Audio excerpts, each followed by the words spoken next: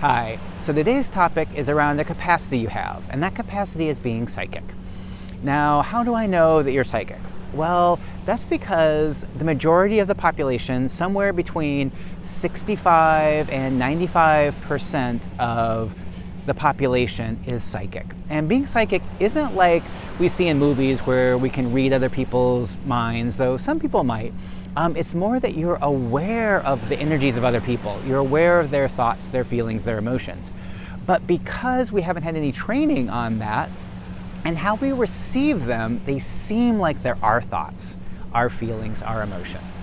And you probably noticed that, like when you're around somebody who is really depressed or really down, you leave feeling depressed or down and having some of those negative thoughts going on in your head. And that's just one example about how we pick that up.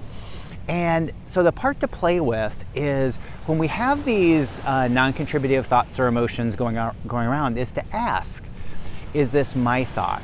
Is this someone else's thought? Or is it something else's thought? Yeah, and it's really interesting because pretty much all of our emotions have a component of someone else and something else's thoughts. And the part that's interesting about that is when we're having both our own emotions and someone else's emotions on top of that, it makes it really hard, or it makes it harder for us to deal with the emotions and things we have. Now, one of the places you can actually really try this is the next time you're in a public place, in a crowded supermarket or a bar or something like that, is when you get in there and maybe feel a little bit funky or you're feeling different than when you went in, you can ask, how much of this feeling is mine? How much of it is someone else's? And how much is something else's? And this is especially true when you're in a very emotional state, or you're really depressed, or something really strong is pushing at your emotions. Because the more, if you're in a certain emotional state, that makes you even more sensitive, more aware of other people's and energies around you that are in a similar state.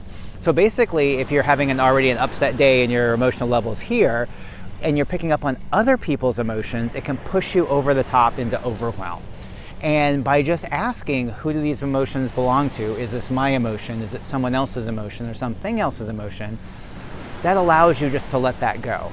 And often just the acknowledgement of that it might be something else's will lighten things up. So you don't really have to do anything besides just acknowledge that it's there. So I'm Max Riggs, and I look forward to chatting with you again soon. Bye for now.